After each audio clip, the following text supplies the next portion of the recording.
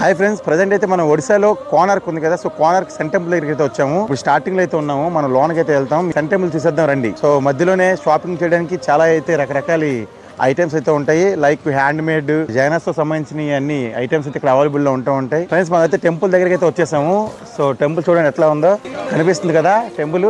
దీన్నే sun temple అంటారు. ఇది చాలా ఫేమస్ టెంపుల్ ఇది.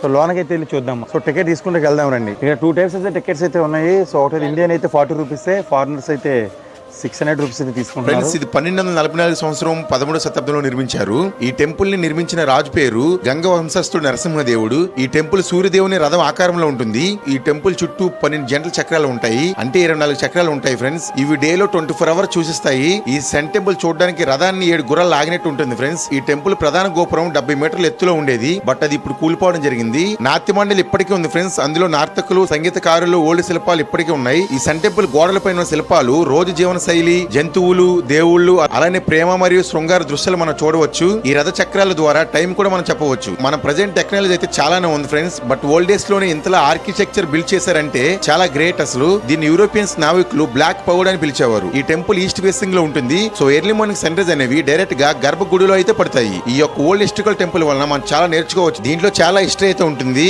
సో మీరు ఎప్పుడైనా ఒరిస్సా వస్తే కన్ఫర్మ్ గా కోనార్క్ టెంపుల్ విజిట్ చేయండి. ఇలాంటి ఎక్స్ప్లోర్ వీడియోస్ కోసం ఇప్పుడు మన ఛానల్ ఫాలో చేసి షేర్ చేసేయండి. Thank you friends, thank you so much.